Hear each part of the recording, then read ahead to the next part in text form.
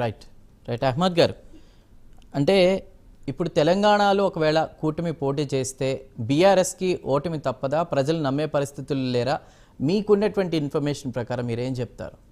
అంటే ఎలా అయితే ఏపీలో సక్సెస్ అయిందా అట్లానే ఇక్కడ కూడా ఈ కూటమి సక్సెస్ అయ్యే అవకాశం ఏమైనా ఉందా? బీజేపీ నిలదొక్కుని బీఆర్ఎస్ ఓడించే అవకాశం ఉందా?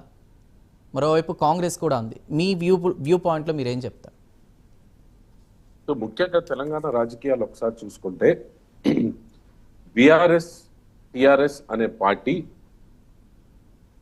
వాళ్ళు చేసిన ఆ ఉద్యమాల్ని కానీ ప్రజలు చేసిన లేకపోతే ఎంప్లాయీస్ చేసిన వాటన్నిటినీ చూపించుకుని ఆ రోజు ఫ్రంట్ రన్నర్ గా ఉండి ఎలక్షన్లకు పోయి ముఖ్యంగా తెలంగాణ తర్వాత ఎలక్షన్లు గెలవటం, దాని తర్వాత తెలంగాణ అన్నది ఒక ఆకాంక్ష, ఒక సెంటిమెంట్, దాంట్లో ఫస్ట్ మైల్ కంప్లీట్ అయిపోయింది. దాని తర్వాత ఏదైతే తెలంగాణని ప్రోగ్రెస్ చేయటం కానీ అభివృద్ధి పదంలో ముందుకు తీసుకెళ్లడంలో కానీ వాళ్ళు ప్రజల యొక్క కాన్ఫిడెన్స్ ని గెలవలేకపోయారు ముఖ్యంగా చూసుకుంటే. అలాగే ఈరోజు కాంగ్రెస్ ప్రభుత్వం కూడా చూసుకుంటే అనుకున్నంత వాళ్ళు చెప్పుకున్నంత కానీ లేకపోతే అనుకున్నంత ప్రోగ్రెస్ కనపడతలేదు. కాబట్టి రానున్న రోజుల్లో మీరు ఒకసారి చూసుకుంటే తెలుగుదేశం పార్టీ కానీ కూటమి ప్రభుత్వం కానీ అడ్మినిస్ట్రేషన్ లో కానీ రాకపోతే ఈ యొక్క ప్రోగ్రెషన్ అభివృద్ధిలో ముఖ్యంగా ఇవన్నీ ఒక రాష్ట్రాన్ని ముందుకు తీసుకెళ్లాలో కానీ ఒక విజన్ ని ఒక రాష్ట్రం కోసం తీర్చిదిద్దాలంటే తెలుగుదేశం పార్టీ నారా చంద్రబాబు నాయుడు గారు అలాగే ఈ కూటమి యొక్క ఇది ఉండింది. కాబట్టి రానున్న రోజుల్లో తప్పనిసరిగా కూటమి ఒకవేళ తెలంగాణ పార్టీలో రావాలి, పోటీ చేయాలి అని ప్రణాళిక చేసుకుంటే తప్పనిసరిగా బీఆర్ఎస్ పార్టీకి చాలా గడ్డు కాలం వచ్చినట్టే అని మీకు తెలియజేస్తా ఉన్నా. ఎందుకంటే ఒక టైంలో 2009కి ముందు తెలంగాణ అన్నది తెలుగుదేశం పార్టీ గడ్డ. అప్పుడున్న తెలుగుదేశం పార్టీ ఎప్పుడు ప్రభుత్వంలోకి వచ్చినా ఎక్కువ సీట్లు తెలంగాణ వైపు వచ్చుండే. ఆ సెంటిమెంట్ ఈ రోజు దాకా కూడా ఉంది. ఈ రోజు పార్టీ మీరు 2014 ఎలక్షన్లో చూసుకోండి, 2019లో చూసుకోండి, 23లో చూసుకోండి, 18-23లో కూడా చూసుకుంటే తెలుగుదేశం పార్టీ క్యాడర్ అట్లానే ఉంది.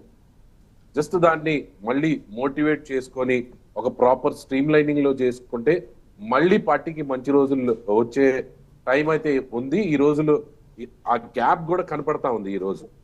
కాబట్టి దాన్ని ఫిల్ చేసి తెలుగుదేశం పార్టీ కూటమి కూడా ఒకటయ్యి ముందుండి కనుక ఆ గ్యాప్ ని ఫిల్ చేసుకొని మాకున్న ప్రణాళికను కనుక మేము చేసుకొని ప్రజల దగ్గరికి వెళ్తే తప్పనిసరిగా మాకు మంచి రిజల్ట్ వచ్చిందని మేము భావిస్తా ఉన్నాం. అలాగే ప్రజల్లో మేము చెప్పుకోవడానికి మా దగ్గర ఒక పర్టికులర్ వర్క్ బుక్ ఉంది ఆల్రెడీ మేము చూపించాం.